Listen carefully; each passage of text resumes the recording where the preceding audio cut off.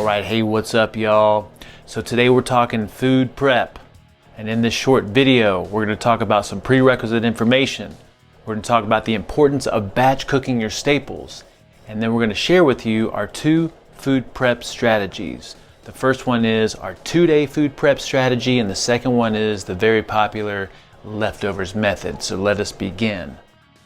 Now, before we start talking about food prep, it's very useful to make sure that you have the right equipment. And I'm not going to go into detail about this because we have some other videos on it, but the first thing you want to make sure you invest in is a good quality chef knife. All right, so we have a good video on how to choose a chef knife. If you're making the majority of your food at home, which you should be, then this is going to become a very familiar piece of equipment. So it's worth investing in something really good quality, understanding how to use it, understanding how to sharpen it and maintain it. So I highly recommend watching that video first. I would also recommend making sure that you have a large cutting board or carving board so that you can work on a big space. Nothing more frustrating for me than visiting with a client, trying to show them how to cook some simple things, and they got these little flimsy cutting boards, all right? So that's crucial as well. We have some bonus videos that show you how to use a knife from Stella Culinary. I think those are really solid. And then also you want to make sure that you have the right kind of cookware, ideally some safe cookware. So we have a whole video on how to choose appropriate cookware. All right, and then some other kitchen staples, some gadgets I'd recommend always having is some kitchen shears, and then some things like a stock pot, a slow cooker, some baking trays or sheets. Ideally, those are stainless steel, and then some glass baking dishes, and then you can never get enough aluminum foil. Maybe throw in a thermometer. All right, a device that a lot of us use on a regular basis is going to be the Instant Pot, a digital pressure cooker. All right, this thing saves you some time, especially when you're making bone stock, when you're making your safe starches, when you're making your hard-boiled eggs. You can even cook meats and soups and stews. So it's a very versatile piece of equipment that a lot of us use. Something that not a lot of us use, but it can be very useful if you get the hang of it, is a sous vide. All right, so sous vide, portable, you can take it anywhere, very affordable, no cleanup, and then you can make your meals ahead of time, freeze them and cook them, or cook them and freeze them, or a combination of both. And for the people that use it, they absolutely love it. All right, and then finally, let's talk about storage containers. Ideally, thinking about what comes in contact with your food, you're going to be using glass or stainless steel. The majority of what we use is mason jars here, sometimes some glass dishes, but if you're going to use plastic, or you're going to use some Ziploc bags, as long as you're just storing your food and you're not reheating it in the microwave, I think that's totally fine. And yes, microwaves are totally in the deal. I can share some research with you that validates these are completely safe. Some health zealots may be against them, but what we'd say is if microwaving your food and having a hot meal is going to be the make or break thing that makes you implement real food for a lifetime, then we'd rather you use a microwave and make real food work than not use a microwave and throw your hands up and walk away from this powerful way of living. All right, now let's talk about brutally simple staples that you got to keep in your home. All right, now you can morph this to your taste, but we're just going to share with you what works for us. So brutally simple seasonings, 90% of what we cook, we use these things right here. We use butter and or ghee, because ghee is the same as butter, it just has the milk solids removed. So we use butter, salt, pepper, and garlic powder. This is what we use for our steaks, for our hamburgers, for our pork chops, for our chicken strips. I mean, you name it, the majority of what we season, we are using these things right here. All right, now it also helps as a staple to have on hand some good taco seasoning. We love the brand Siete. It's a family-owned company. They make really good products. So we always have a couple of packets of taco seasoning in the cupboard or in the pantry. And then along with cooking fats, I'd always recommend having a really good cooking spray that's coconut oil based. Coconut oil is saturated. It's really safe to cook with. We love this one from Spectrum, but there's other ones out there. If you see soy lecithin as an emulsifier, it's totally fine. All right, to make things convenient, I think you definitely want to have a cooking spray. And then also just thinking about what are your favorite flavors and condiments. We love to have yellow mustard on hand for our mustard burgers. We love ketchup, and we love the Noble Made ketchup. There's also some other great ketchups by Primal Kitchen. Whole Foods has a really good one. There's a ton of them out there. Having a good mayonnaise on hand, having some hot sauce, and then if you're like us, we like to have some sriracha. So just thinking about what are my staple condiments that I want to keep in the fridge. For desserts, we always have on hand some raw unpasteurized honey, ideally local, and then we always have some kind of dark chocolate. Really love Lily's because Lily's is 0 sugar. It's just sweetened with a little stevia, maybe some xylitol. Our favorite is the original 56% cocoa. It's amazing. Also, always having on hand, you'll always find this on our counter and in our cupboard. It's going to be some safe starches like some jasmine white rice. You can choose another white rice if you want to, and then some really good sweet potatoes. Also, we have eggs on hand all the time because we use eggs like they're going out of style. We use eggs for our egg casserole, our yolk roll, all the different versions and varieties of the yolk roll. We use it for hard-boiled eggs. We use it as ingredient for a lot of different dishes like our pancakes and our waffles. So you really can't get enough of eggs. Oh, and our omelets, like we're addicted to our omelets. Making sure that you have the appropriate cheeses in the fridge, whether it's for snacking or adding to dishes. We love goat cheese, and we also love really good quality hard cheeses. And then what home would be complete without cured meats? So we always have pepperoni, salami, prosciutto, and of course everyone's favorite, bacon. Now, you might also want to throw in there, if you're not making your own bone stock, well, first of all, you can learn how to make your own bone stock. We have a really good video on it. Very simple to do. You can make about 10 to 12 quarts in about a day using an Instant Pot. But if you want to have some on-hand store-bought bone stock options, we got a great video for that, and we'd highly recommend keeping bone stock on hand just in case you need it. All right, so first, let's talk about batch cooking some foods. There are some staples that you're going to want to batch cook every week no matter what. All right, so regardless of your food prep method and how you're going to approach food prep, always batch cook your staples for the week. So for us, that includes always doing about a dozen hard-boiled eggs in the Instant Pot. It's very simple, very easy to do. We almost always have an egg casserole or yolk roll cooked so that we can pull from that throughout the week. We always batch cook and pre-cook our safe starches, so we always have in the fridge some pre-cooked white rice, some pre-cooked sweet potatoes, maybe some pre-cooked white potatoes that we can pull out and use later in the week. We're always batch cooking oven-baked bacon because you never know. I guarantee if you did a surprise inspection, the majority of the SHT community has some bacon in their fridge, in their car, in their backpack, in their purse. And then batch preparing your Bobar salad, which is a staple, and your Frubar salad, which is a staple. So regardless of your food prep method, I would highly recommend that you batch cook these things every weekend so that you have something to pull from throughout the week. Now, another important concept, all right? We should all almost be there, and if not, we're moving in that direction. 2 meals per day makes things extremely simple. Most of us are moving towards 2 meals per day because it's better for your health, it's better for digestion, it's better for metabolic flexibility and fat burning. And if you're not there, you're moving in that direction.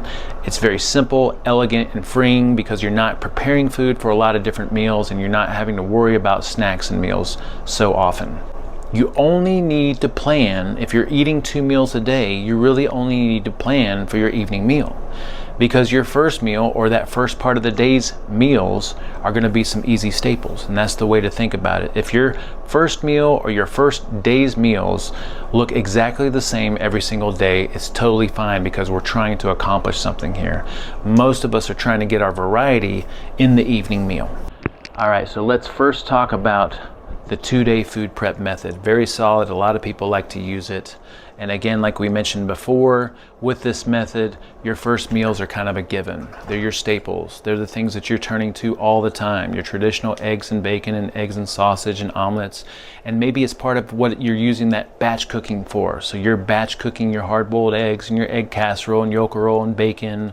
And safe starches and things like that. So you've got all these things that you can use for those first meals. What we want to focus on is the evening meals because that's where a lot of us need variety and we can have the time to actually create some variety.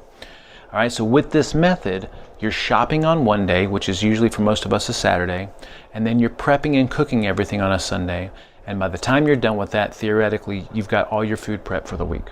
Now, to make things a little bit easier, we recommend that you have 2 days worth of food for every dish or meat. And that way you're only preparing for 3 different dishes or meats. All right, so every time you make something or decide on something, you've got 2 days worth that you're making on that food prep day. And that way you can eat 2 nights worth of that main meat or that main dish. All right. So on your day one, again, which is for most of us a Saturday, you're going out and shopping for all your different staples. You're shopping for all those things that you're going to batch cook that you want to make sure that you have on hand. You're thinking about what you want for your breakfast and midday meal. Ideally, most of us are probably just having one of those, a breakfast or a midday meal. And then you're shopping for your main evening dishes. On day two, which is usually for most of us a Sunday, you're batch cooking all your batch cooking staples, and then you're also prepping your 3 different evening meals. Now, after you prep those 3 different evening meals, again, you're making more than enough for 2 evenings, so you can have that evening meal for 2 evenings. You can either refrigerate it and or you can freeze it. Just make sure that you pull it from the freezer and you let it thaw the morning of the evening that you're going to consume it. Okay? Now, once you've prepped all this on a Sunday, you got it ready for the week. When you pull it out of the fridge or freezer, then you can do some things to add variety to it. You can reheat it in the microwave, reheat it in the skillet, reheat it in the oven. You can add different sauces and things to it to spice it up, to change it up. You can consume these things in tortillas. The possibilities are really endless. When you use your bow bar, you can cook your bow bar in a skillet with some butter, with some hot sauce. You can eat it raw with some salad dressing. You can cook it with any kind of meat that you have, or reheat it with any meat that you've already cooked. Remember, you can always add a handful of greens with some approved dressing and some crumbled cheese. That always makes for a great side dish. And then you're always serving your fruit bar creatively. You can eat it by itself the way that it's made. You can whip up some heavy cream with some honey. You can also throw in some dark chocolate chips, which is one of our favorite ways of consuming it. All right. So that 2-day food prep method is super simple. You're basically, again, shopping one day, prepping the next day, and to keep things simple, you're only prepping 3 different dishes and you're making enough for 2 nights worth. All right.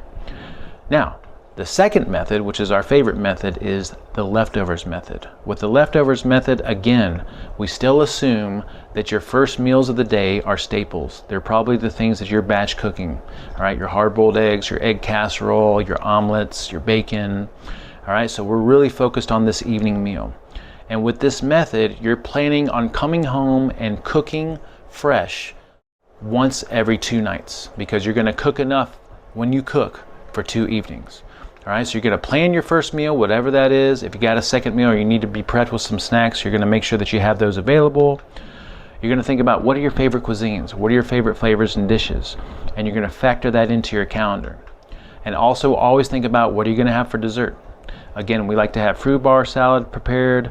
Sometimes we'll have some banana yolk roll or just some fresh bananas or some fresh fruit. We always have dark chocolate on hand with some honey. So those are really easy things to go to when we're craving something sweet.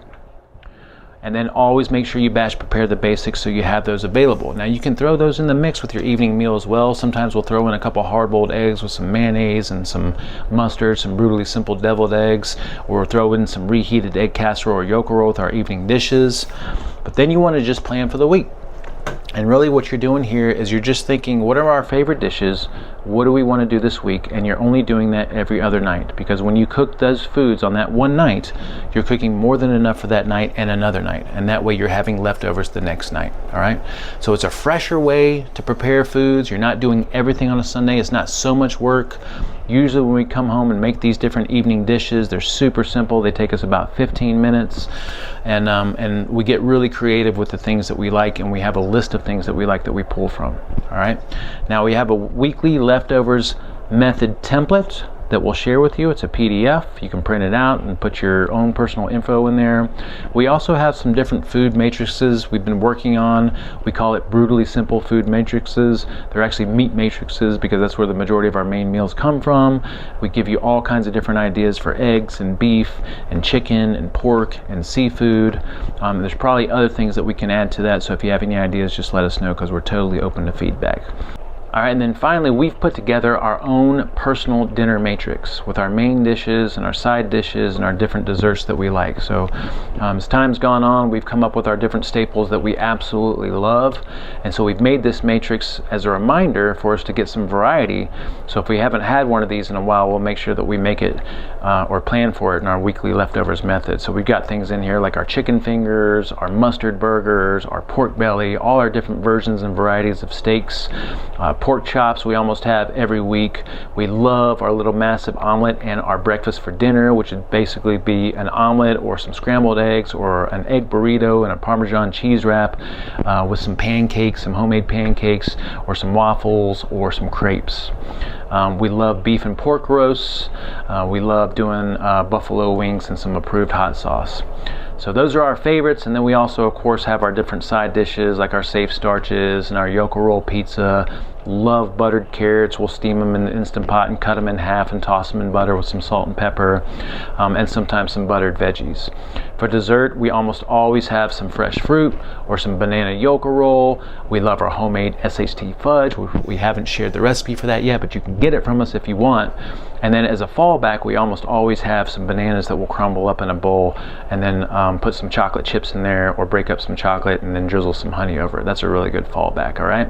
All right, so as a quick review, remember, make sure you watch those prerequisite videos: how to choose a chef knife, how to choose appropriate cookware, make sure you get some good containers for food storage, and then make sure that you get your different staples for seasoning and condiments.